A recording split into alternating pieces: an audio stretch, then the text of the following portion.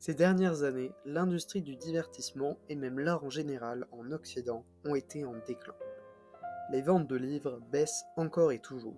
L'art contemporain est moqué, voire détesté. De moins en moins de gens vont au cinéma ou regardent des films. Netflix perd des abonnés et leurs séries originales flopent. Certaines œuvres arrivent cependant encore à avoir un grand impact sur notre culture, comme les films Marvel, mais on est forcé de constater que l'édifice est en plein effondrement.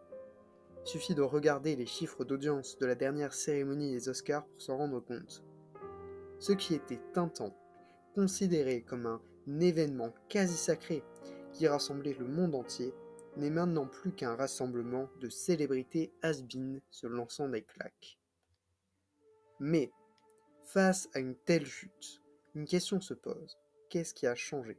Depuis le temps des grandeurs, du beau et du sublime, comment sommes-nous entrés dans un monde fade et sans couleur? Quelle grande tragédie a-t-elle donc pu s'abattre sur nous pour qu'un changement si radical se soit effectué?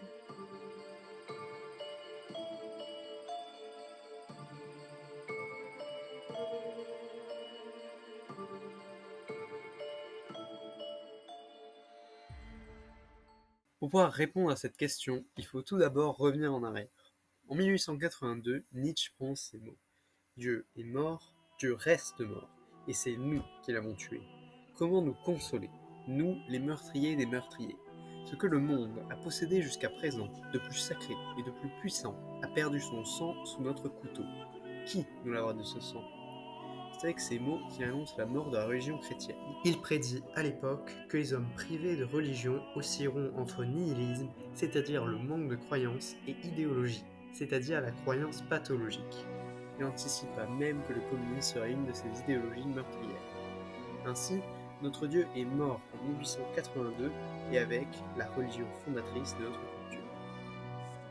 Retournons maintenant dans le présent. Le nihilisme est en augmentation et des gens partout dans le monde occidental n'arrivent plus à trouver un sens à leur vie. Notre culture, arrivée en fin de vie depuis la mort de la religion chrétienne, n'est simplement plus capable de créer des histoires, des musiques, des tableaux, en un mot, des œuvres d'art. De nos jours, le seul moment où on se réunit pour parler de notre culture, c'est pour la déconstruire. Mais que nous reste-t-il donc? Comme le dit Nietzsche, Dieu était ce qu'il y avait de plus sacré et de plus puissant. L'art a pendant longtemps servi comme un pont vers le transcendant et le religieux. Et maintenant que nous l'avons tué, que nous reste-t-il? Rien, si ce n'est les ruines d'un vieux monde condamné à nous rester éloignés et incompréhensibles. Et on entre ainsi dans une société matérialiste, nihiliste et en déclin.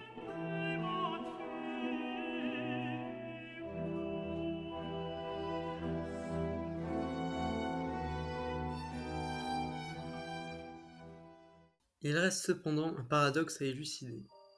Alors que l'art que nous produisons est en déclin, il est intéressant de remarquer que celui venu de l'étranger connaît lui un grand succès en Occident.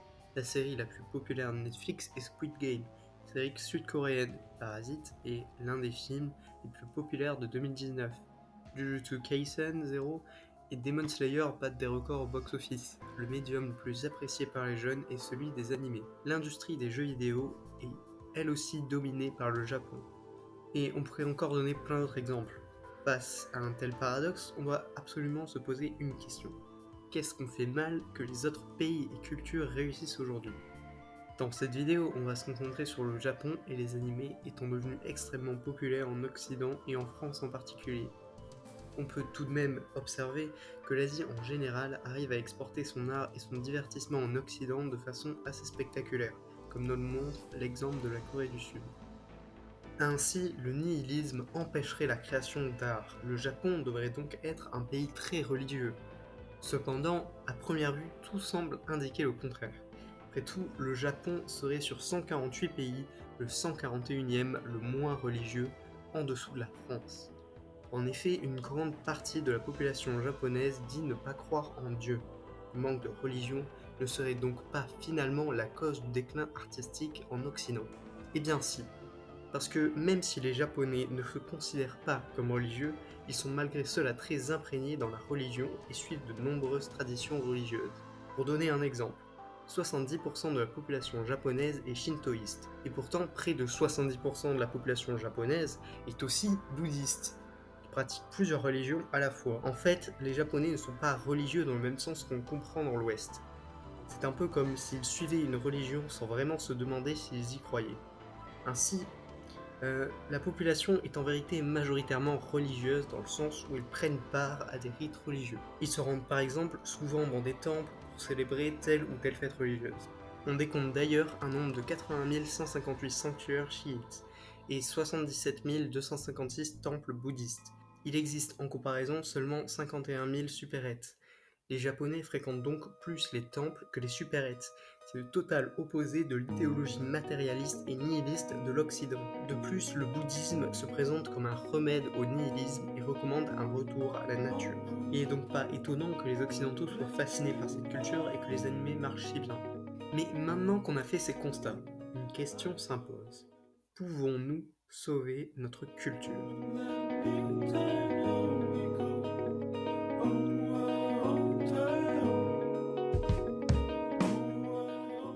Le premier problème est de savoir si la mort de Dieu est réellement fatale à notre culture ou si elle est réversible. Si l'on pense que oui, alors 3 solutions semblent s'imposer. La première serait d'adopter le mode de vie asiatique. On devrait renoncer à notre culture et à nos valeurs puisqu'elles ont fait leur temps et nous diriger vers des valeurs orientales. C'est probablement la solution la plus déprimante car elle revient à complètement effacer notre civilisation et à se faire phagocyter par les Asiatiques. On peut cependant noter que le mouvement Nouvel Âge, qui visait justement à faire ça, a été un échec cuisant à cause de ses dérives sectaires. Une autre solution, tout aussi radicale, serait d'inventer de nouvelles valeurs, de nouvelles religions, en quelque sorte d'accepter la mort de notre civilisation et de nous lancer dans un nouveau départ. Cette solution m'attriste aussi beaucoup, mais si la mort de Dieu est bel et bien fatale pour notre culture et irréversible, alors nous n'avons pas le choix. De plus, il est difficile d'envisager une solution à un tel problème sans incorporer cet élément de reconstruction et de réinvention. Cette idée de se reconstruire des nouvelles valeurs peut d'ailleurs faire penser à l'idée du surhomme de Nietzsche qui pensait que l'individu allait devoir chercher ses croyances au fond de lui-même et les inventer pour pallier à la mort de Dieu. Une autre thèse serait de simplement se débarrasser de toute religion ou culture et d'accepter la vie comme étant insensée. Albert Camus a été un des auteurs à envisager une telle solution. Il assimile en effet la religion à l'idéologie et la rejette de nous. C'est la voie que nos sociétés occidentales semblent suivre pour le moment, mais je pense que cette philosophie est dans le fond irréalisable sans sombrer dans le nihilisme. Maintenant, partons du principe que la mort de Dieu n'est pas fatale, qu'elle est irréversible. Nous pourrions envisager un retour aux valeurs les plus fondamentales de notre culture. Cependant, nous devrions lui redonner un souffle. Il n'est pas suffisant de reprendre ce qui a déjà été créé, il faut aussi lui redonner une touche de modernité. C'est d'ailleurs ce que Jordan Peterson, auteur de plusieurs livres, préconise. Il fonde sa pensée dans les mythes fondateurs de la culture occidentale et estime que l'incorporation de la culture traditionnelle, combinée au savoir moderne, est nécessaire. En conclusion, il est clair que notre civilisation se trouve devant une impasse. Le problème le plus important de ce siècle est de savoir si la mort de Dieu est bel et bien fatale pour notre culture ou si nous pouvons encore sauver les meubles. Et si elle l'est, comment pouvons-nous nous reconstruire en tant que peuple ? Mais ce qui est sûr, c'est que quoi que vous en pensiez, il n'y a qu'un seul moyen efficace de mettre fin au déclin. La bataille pour notre avenir, elle se joue avant tout avec vous. C'est au niveau individuel que les vraies révolutions commencent.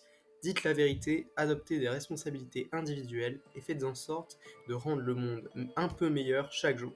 Si vous le faites, alors peut-être que notre civilisation aura une chance.